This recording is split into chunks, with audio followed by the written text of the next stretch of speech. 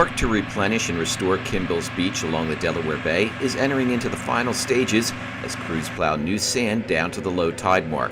A coalition of conservation organizations and government agencies are working to get these beaches ready for the horseshoe crab spawning season in a few weeks. The project managers have been sampling the truckloads of sand being delivered here to make sure it meets specifications. The grain size is important, especially to the horseshoe crab's egg viability. So there's what they call an ASTM method.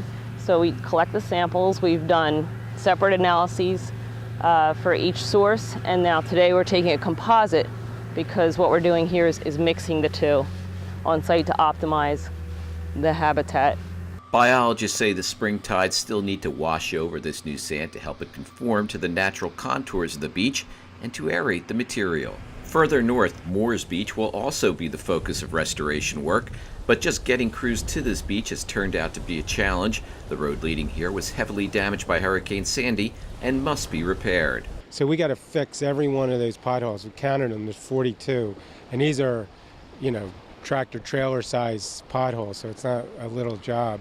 There were once homes on this beach. The plan is to remove the old debris before adding sand. But I think once we get this back in its natural condition again, get rid of all the pilings and the rubble and all that, everything will be able to move more easily. And if we add sand to the system, then we think it'll come back to its past value to horseshoe crabs and shorebirds.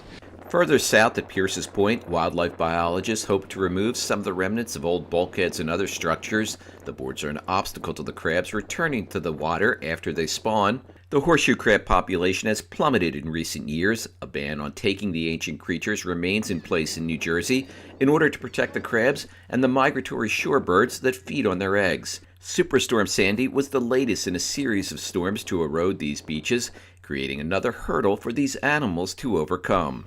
I mean, they're up against all sorts of pressures and stresses, and climate change is aggravating that because it's influencing the loss of the habitat, which obviously undermines the strength of the population.